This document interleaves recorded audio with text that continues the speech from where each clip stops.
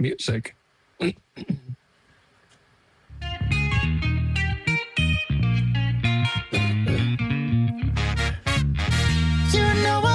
Cole's. Yeah. This is our first lateral show. We had a big episode of Krabby Coffee Shop planned today. We were going to talk to Linda from Wisconsin, who at the age of 16 shot a 650-pound black bear in defense and still holds the world record, correct? For the largest bear ever killed by a 16-year-old. And then we were going to segue from that into this incredible journalist who goes by the name of Nick Shirley, who broke the story wide open. Yeah, sure did. But instead, all hell broke loose, 34th and Portland this morning. Correct. In South Minneapolis. Yes. And Linda's biggest claim to fame is she cuts my hair. That's how I found out about the 650-pound bear she shot. That's like a 3-minute job. 3-minute job. You know, she loves when I come in because it's easy work. So, yeah, on a more serious note, though, earlier today, 34th and Portland or thereabouts in South Minneapolis, an ICE agent and Department of Homeland Security has confirmed this. An ICE agent shot and killed a protester. And so now, you know, both sides, you've got politicians saying it was unjustified already, and DHS putting out statements saying it was justified, and all that needs to be sorted out. We've got protesters that follow the ICE agents around all day long. So she was one of the protesters in a vehicle. And there's a lot of videos out there, and we're lucky to have former Hennepin County Sheriff Rich Stanek with us today to walk us through some of this, Kenny. Talk a little bit about what he sees on the video. How these agents are trained in situations like this, and what it means when politicians start saying what they're saying today when the investigation is just hours old, right? It's hard to keep your lip zipped. Correct. But you've got to give it time. You got to give it time. And, Minneapolis Mayor Jacob Frey had a lot to say about it. If this were an officer with the Minneapolis Police Department, he might not be saying the same things he's saying today, right? I think you're right. So, Rich, thanks for joining us. Appreciate it. Well, Jay, this is kind of ironic. First off, I haven't met Kenny before, but he seems like an okay guy. You guys are the dynamic duo there, so yes, we are. I appreciate that. But we are a dynamic duo. Thanks for recognizing. Yeah. This is ironic because usually you're the one sitting there, about 20 feet from my face asking me these probing questions. Tell me. I want to know what happened, how it happened, where it happened, why it happened. What are you going to do about it? When are you going to do that about it? I can be a little annoying, can't I? Oh, boy. Pressuring. That's why he doesn't ask me ice fishing. I find out today he's ice fishing But I'm here to tell you, I'm here to tell you, it's always better to wait just a little while, get the facts right. Correct. Make sure and be confident in what it is that you're telling the public. That's what transparency and accountability is about.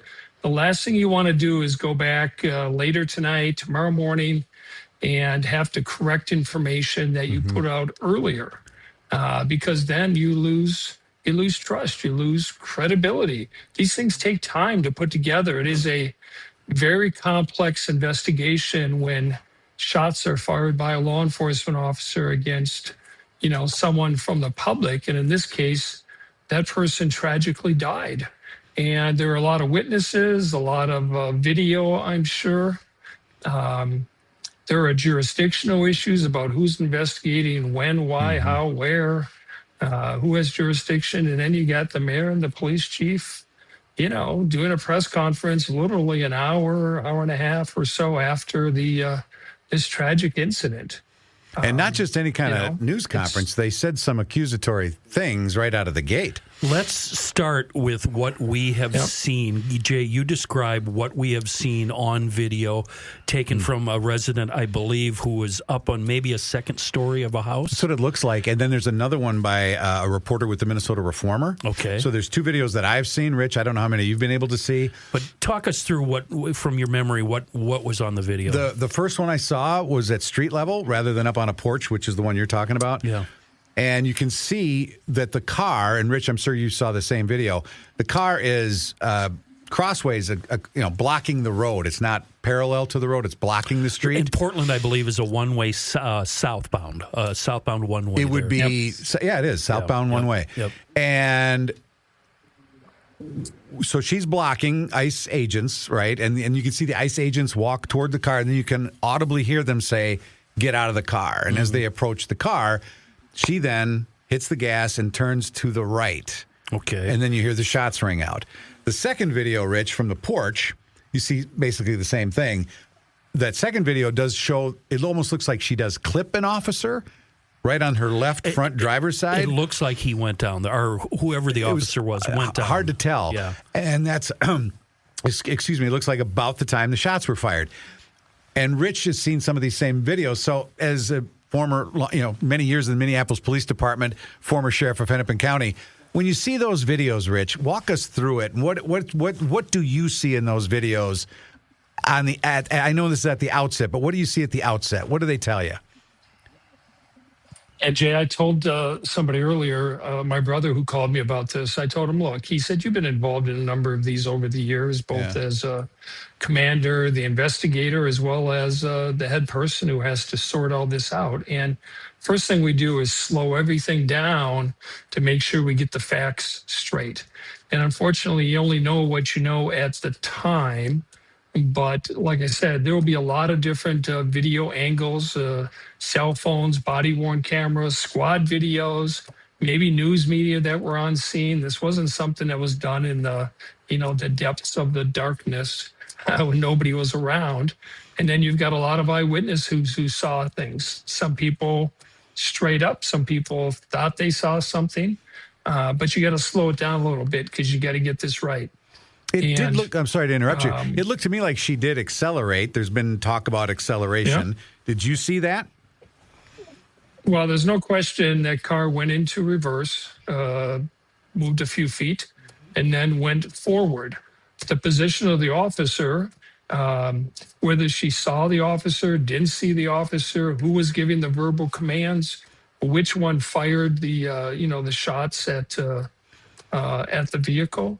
All that's got to be determined. Was it one? Was it more than one? I heard, 3 shots on, but there may have been, we just don't know. And I've been surprised many times over the years by what I'm told by a subordinate out at the scene, a sergeant, a lieutenant.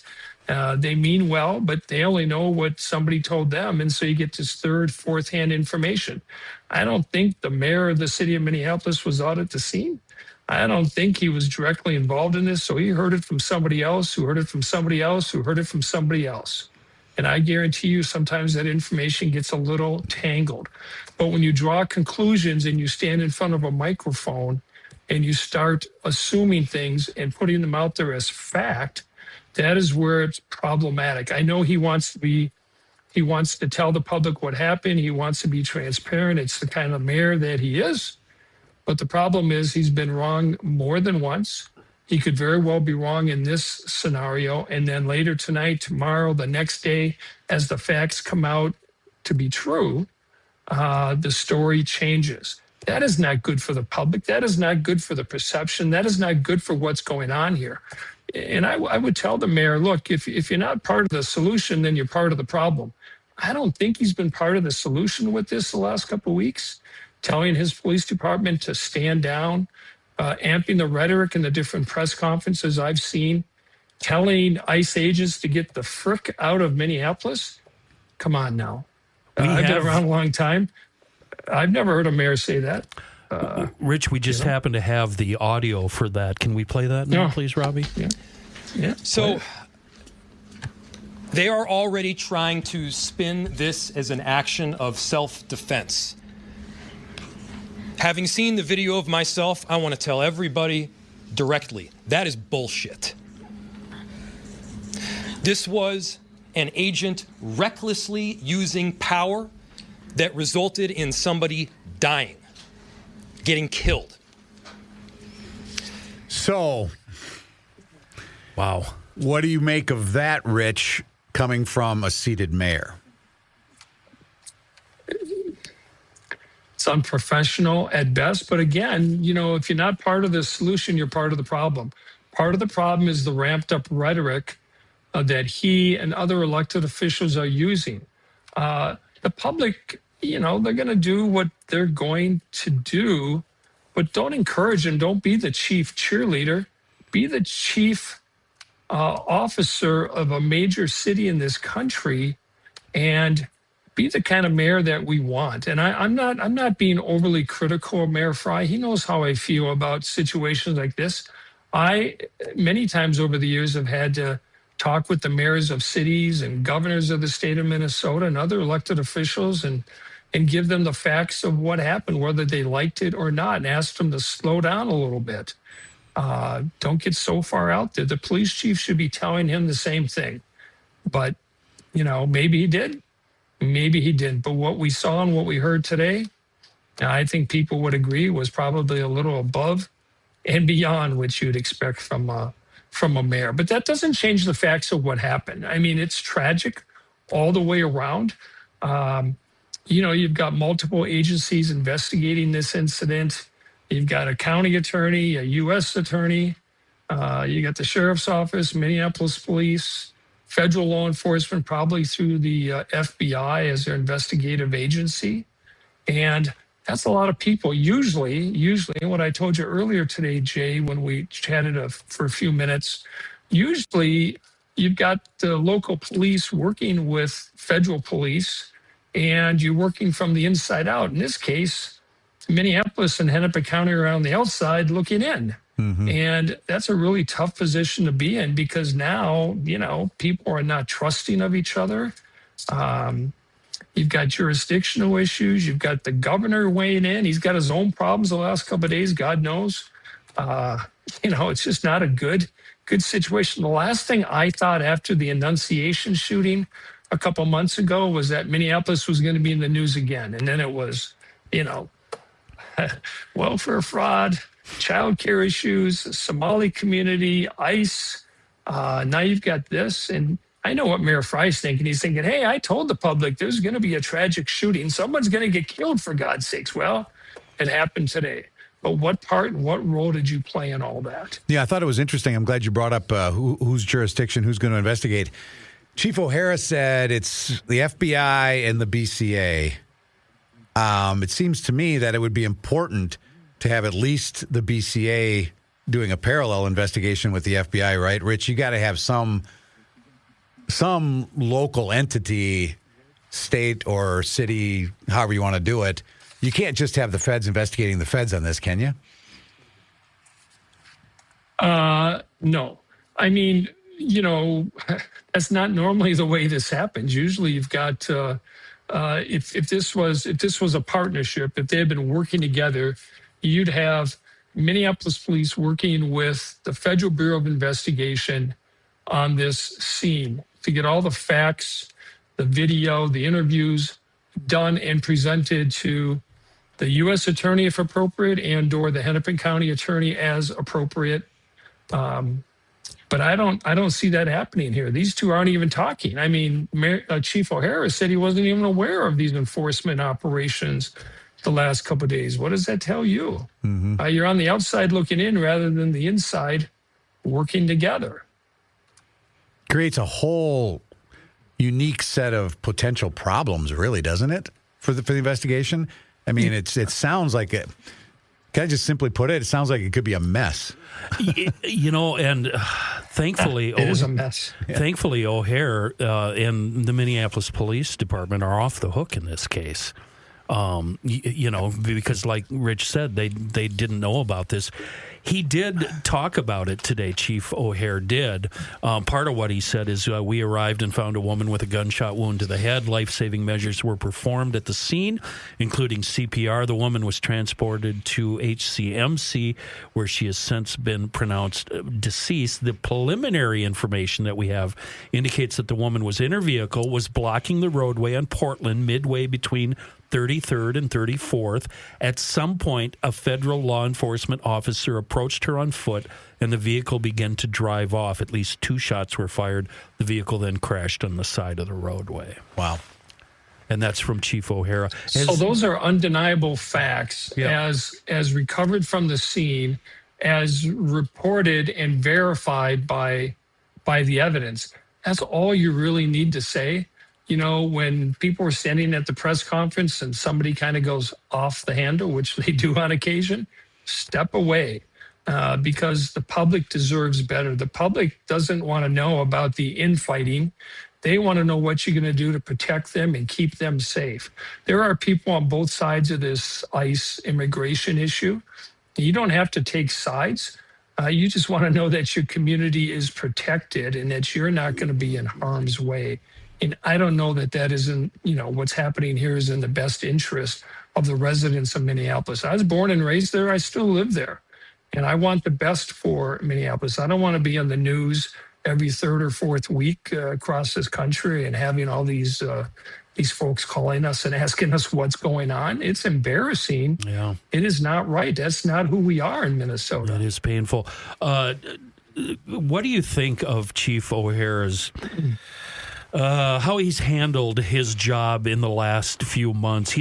From my angle, he's been on a roller coaster. First, he was applauded, then everybody's yelling at him, and now they're mad. It's just back and forth with this chief. What are your thoughts on how he's been doing the job the last 6 months or so? Well, it's not easy being a chief law enforcement officer. I've had an opportunity to have coffee with him one-on-one. I think he's a nice guy. I think he's capable, and I think he's competent. But he's in a really tough position. Yeah. He works for a mayor, and he works for a city council, and he's got 13 different bosses. As much as they say he only has one these days, he's got 13. He's got community pressures. He's got a lot of stuff going on. But he also knows better. He's been a police chief for a long time. This is the end of his third year as a Minneapolis police chief. He knew what he was getting into. I think, and I see him on a national level with the Police Executive Research Forum and others. I know he's respected by other chief law enforcement officers around the country, but you got to do your job and you got to do it well every day. The pressure's on. I'd hate to be him and wake up in the morning, look in the mirror every single morning and go, what the hell is going to hit me between the eyes today? And when he got up this morning, I guarantee you he didn't think this was going to be it. He didn't think 2 months ago it was an annunciation. He didn't think, so on and so forth about some of the incidents that have happened. But, hey, they're professionals. We deal with this. The harder it gets, the better we react. That's what my wife used to always tell me, still tells me because I'm still married to her. She tells me all the time, look, the harder it gets, the better you get at your job because we're trained and we prepare and we exercise incessantly for the big one like today, hoping it never happens, but knowing full well it does. Yeah. Chief, do you know Guys, I appreciate you. You're right on track with this. Do you know if these ICE officers wear body cams? Do you know? That's a good question. I saw some yesterday that were wearing them on different video at an arrest scene over in South Minneapolis, but I don't know, every single one of them. And we had this problem with the U.S. Marshals. Right. Federal law enforcement don't always follow the same rules. Minneapolis cops do. Hennepin County sheriffs do. But there are a lot of agencies in the country that have still not transitioned to body-worn cameras. They were supposed to be the silent witness. Yeah. They're objective. They take it all in as it comes and shows us what really happened. They shoot remarkably clear video, and the microphones are just too damn good, if you ask me. You know what I mean? You want to be Axon, and on the upper right-hand corner, you've always got the little logo and name. Yeah, that's exactly what branding that is. Yeah. Huh? Great. Yeah. You can't hide from those things. I have a feeling if they're not wearing them now, they probably are in the future after something like this happens. You touched on something, maybe. Rich, maybe, you're right, maybe. You mentioned the training that goes on for situations like this. I've already seen the stuff on social media. Why didn't they shoot the grill? Why didn't they shoot the tires? So on and so forth. That drives me crazy. Which is, like you said in the movies, Kenny? Yeah. Yeah, you can easily do it in Starsky and Hutch. What, can't you wing them? Just shoot them in the leg. Yeah, right. Okay. That's not exactly how it works. Rich, in something like this, based on what you've seen, they're trained, everybody's made the point she wasn't armed. She didn't have a weapon. But they don't understand the vehicle can be considered a weapon, right? It actually is. I looked it up, and it is a felony. It's a weapon. Yeah. So when you're something like this, Rich, how are they trained if that vehicle starts to come at them? Jay and Kenny, they are fully trained law enforcement officers. just like local police, just like Hennepin County Sheriff's deputies. They go to the Federal Law Enforcement Training Center. They have policies and procedures and protocols. They have rules of engagement, so to speak. They follow, the different laws, first and foremost, from their own agency under the U.S. Constitution. They follow the, our Constitution in terms of Fourth Amendment and First Amendment and all that. So they are fully trained law enforcement. There is no light of day between what training they receive and local law enforcement receives. And yes, a vehicle can be a weapon if used in that way. It's been time and time again. So, Jay, I got to jump to another call, but I hope one day you'll have me back on. Or absolutely have me over for a cup of CRABBY coffee. We'll absolutely Why have you don't back. you just invite us fishing? Yeah, ice fishing would be nice. We'd far rather go fishing. We'll do the show from You your like ice shack. walleyes? How about that, Rich? Hey, thanks. I know it's on short notice. Ice Castle. Yeah, it would be fantastic. Have us up. We'll do the show from there. Okay? And thanks on short notice. I appreciate it. Have a good one, Rich. All right, guys. See you later. Thank you. Let's take a quick break, Jay. We'll be right back. Who doesn't love this time of year? Football playoffs are here, and Underdog is the best place to get in on all the action. Underdog is so easy, you just pick if your favorite players will go higher or lower on stats like touchdowns, rushing yards, receptions, and more. If you get your picks right, you could win up to 5,000 times your cash. So many great players to choose from this time of season, but the way I look at it, I think Matthew Stafford to go higher on yards passing is always a good way for me to go, and Saquon Barkley's a nice pick to go higher on rushing yards. So what are you waiting for? Download the app today and use promo code GARAGE to score $75 in bonus entries when you play your first $5. That's promo code GARAGE. Underdog. Make picks. Win money. Must be 18 plus, 19 plus in Alabama and Nebraska, 19 plus in Colorado for some games, 21 plus in Arizona, Massachusetts, and Virginia, and present in a state where Underdog Fantasy operates. Terms apply. See assets.underdogfantasy.com/web/play and get terms _DFS_.html for details. Offer not valid in Maryland, Michigan, New Jersey, Ohio, and Pennsylvania. Concerned with your play? Call 1-800-GAMBLER or visit ncpgambling.org. In New York, call the 24/7 Hope line at 1-877-8-HOPE-NY or text HOPE-NY 467-369.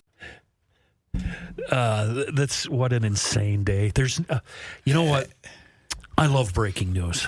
I really do. I'm addicted to days like today, and the news is breaking hard and fast. Even as we're doing the podcast right now, we should tell what the hell time is it? It's 3:31 right now as we're recording this. Before we get to the new breaking news, I want to air this Mayor Frey cut, a longer version of it. So let's just run a little bit of that Mayor Frey cut. We've dreaded this moment since the early stages of this ICE presence in Minneapolis. Not only is this a concern that we've had internally, we've been talking about it. They are not here to cause safety in this city. What they are doing is not to provide safety in America. What they are doing is causing chaos and distrust. They're ripping families apart. They're sowing chaos on our streets. And in this case, quite literally killing people.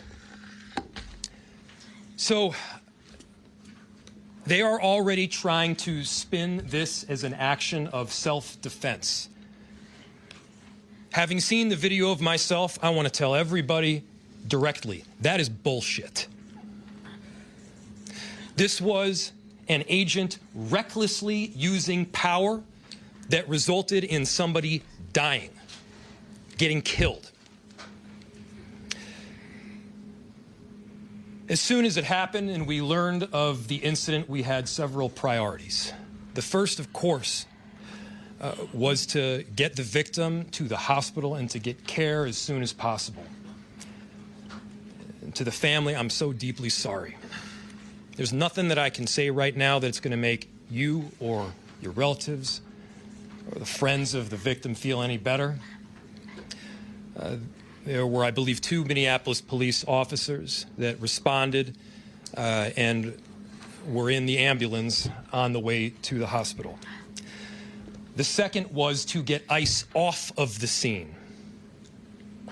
There were dozens, if not hundreds, of ICE and federal officers that were there at the time. Having them there was only causing more chaos.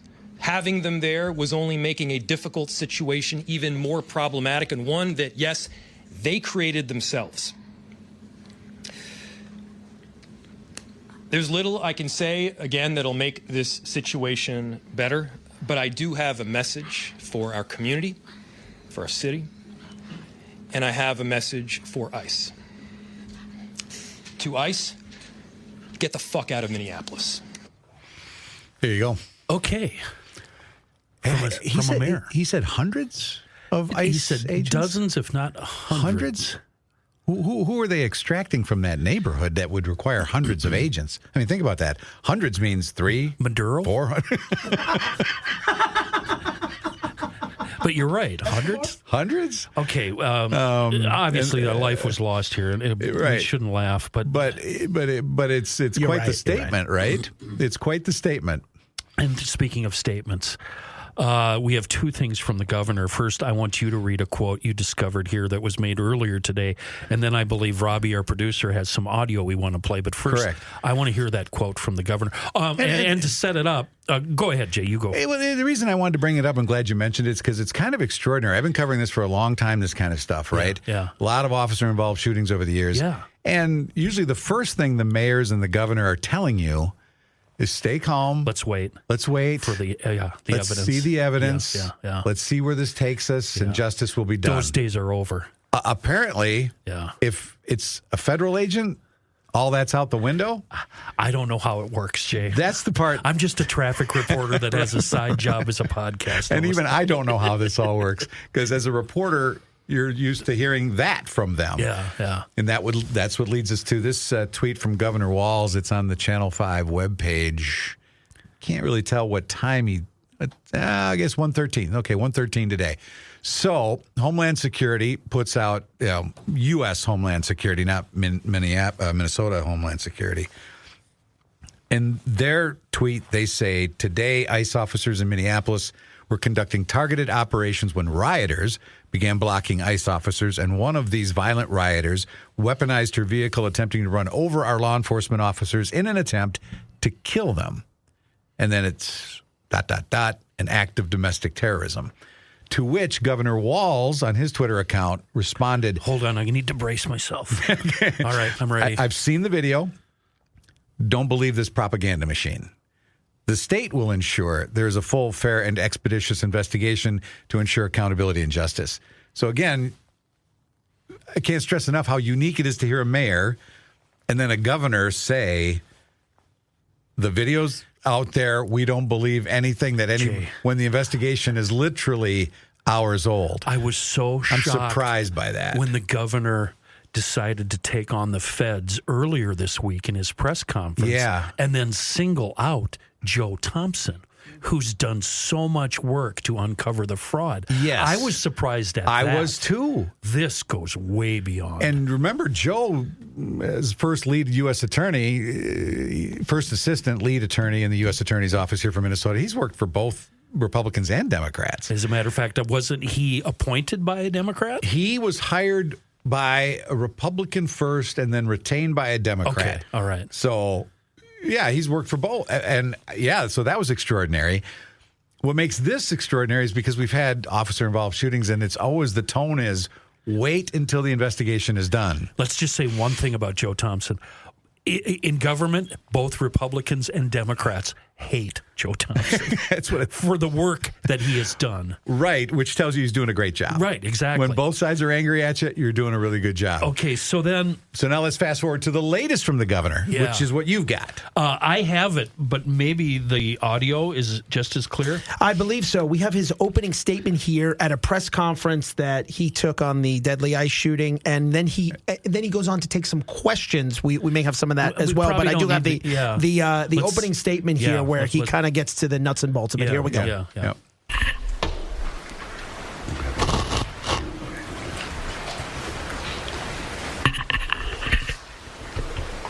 Good afternoon. Today I'm joined by Department of Public Safety Commissioner Bob Jacobson, Colonel Schaefer of the Minnesota National Guard, and Colonel Bogojevic of the Minnesota State Patrol. This morning we learned that an ICE officer shot and killed someone in Minneapolis. My deepest condolences to the family, to the loved ones who had to learn about this tragic event on national television. We have been warning for weeks that the Trump administration's dangerous, sensationalized operations are a threat to our public safety, that someone was going to get hurt. Just yesterday, I said exactly that. What we're seeing is the consequences of governance designed to generate fear, headlines, and conflict. It's governing by reality TV, and today that recklessness cost someone their life. I've reached out to Secretary of Homeland Security Kristi Noem, and I'm waiting to hear back. Let me be clear. Donald Trump and his administration may not care much about Minnesota. That's been pretty evident. But we love this state. We won't let them tear us apart. We'll not turn against each other. To Minnesotans, I say this. I feel your anger. I'm angry. They want a show. We can't give it to them. We cannot. If you protest and express your First Amendment rights, please do so peacefully, as you always do. We can't give them what they want. The hearts and minds of the people in this state are on our side. To Americans, I ask you this. Please stand with Minneapolis. To Minnesotans, know that our administration is going to stop at nothing to seek accountability and justice. The State Bureau of Criminal Apprehension are working on the investigation. We have activated the State Emergency Operations Center. State Patrol and Minnesota National Guard leadership is connected with the Minneapolis Police Department, the St. Paul Police Department, Hennepin County Sheriff's Office, the DNR, and Minnesota's Homeland Security and Emergency Management. We have activated dozens of members of the State Patrol's mobile response team. And from here on, I have a very simple message. We do not need any further help from the federal government. To Donald Trump and Kristi Noem, you've done enough. There's nothing more important than Minnesotan safety. I've issued a warning order to prepare the Minnesota National Guard. We have soldiers in training and prepared to be deployed if necessary. I remind you, a warning order is a heads up for folks. And these National Guard troops are our National Guard troops. They're teachers in your community. They're business owners. They're construction professionals. They are Minnesotans. Minnesota will not allow our community to be used as a prop in a national political fight. We will not take the bait. We will continue to update you, Minnesota, as we get more information. Now I'd like to turn it over to Commissioner Bob Jacobson of the Minnesota Department of Public Safety. Wow. Should we let it go? Yeah, that's enough. No, that's enough. I mean, the National Guard part is the big news. So, I don't even know what that means. I was going to ask you to explain this. Don't know. In my simple mind, he's pitting the National Guard, guys that aren't professionals by any means, against federal officers. Is he pitting State Patrol Reserve officers and local Minneapolis police against ICE? All really good questions that I don't know how to answer. Only thing I can maybe guess, Kenny, is by putting them on alert, he means in case there's civil unrest over this? Right. I can't imagine it's the Guard on alert to stop ICE and further operations, right? Right. I don't think. I can't even jump to a conclusion there. Yeah. I'd like to. Yeah. We just don't have enough information to know. Another conclusion I want to jump to, I don't know if I should, though, is this an overreaction to compensate for his lack of reaction during the riots? Remember when every news anchor in town was yelling into the camera, "Where are you?" during the riots? The Guard. Yeah. Fair question. It's all fair. I mean, maybe they'll answer it in the future. Did he say more in the news conference? Let's listen. Yes, he did. And I would make note, Mary, and to Minnesotans on this about the National Guard, they're there to protect you and protect your constitutional rights. These are our neighbors. They don't wear masks. They don't bust in from somewhere else. They're not here to cause hassles to you or what we saw today, the tragedy.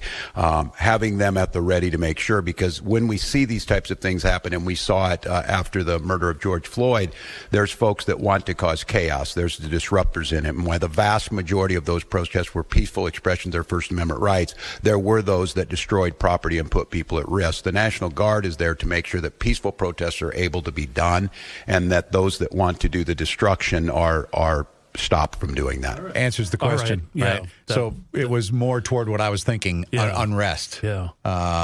As opposed to trying to stop ICE from doing the next operation. Yeah. Because at first you're like, the National Guard's at high alert and they're ready to move in. Yeah. We don't need you anymore, ICE. Yeah. What are you telling me? But clearly what he's saying is if there's unrest, we're going to tamp it down before it gets bad. Well, there's two angles, two videos that were shot this morning of what happened in Portland, and they both tell a different story, don't they? It's kind of like the George Floyd thing. One video shows you one thing, and then the other video, which was officer-worn body cams, shows you an entirely different thing. And I do think, Kenny, before this is all over, there's going to be so many more videos that we don't even know about yet. There's going to be dash cam video from squad cars. There's going to be ring video from people's homes, ring cameras on their front porches. I mean, we've only seen a couple. I've only seen two. Right. And we saw the same thing.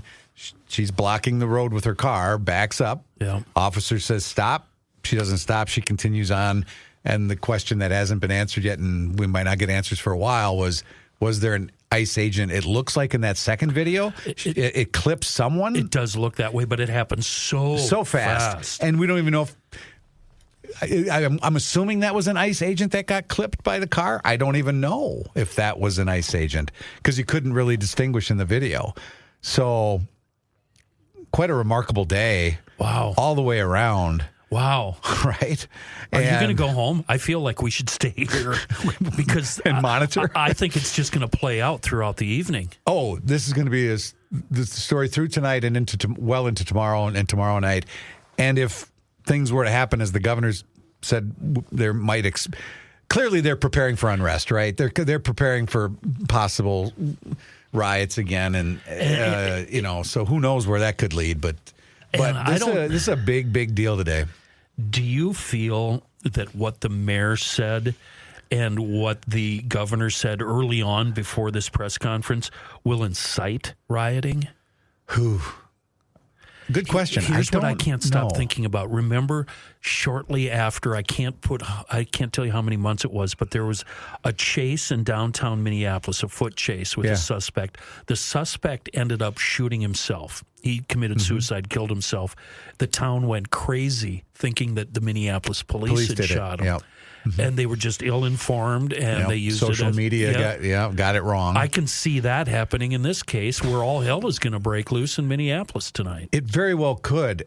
It's just so hard to know and predict, what's going to happen next. I think the biggest surprise to me is just after all these years of officer-involved shootings to hear a mayor and a governor... That's stunning. Jump out and say... that officer is in the wrong. Yeah. I don't think I've ever seen that. There was one time where President Obama went after a cop in a police-related shooting. Yeah. Early on in his administration. Where he forcefully said, completely bunch of BS. Yeah, before all the facts were Because think about it. I mean, Frey said what the Department of Homeland Security is telling us is BS. Yeah. And Governor Walz said, don't believe the propaganda. Yeah. And the investigation's not even 12 hours old. Right. So it's not even 6 hours old, is it? Not even, no, because it happened right around, Yeah, you're right. Not even 6 hours. Yeah.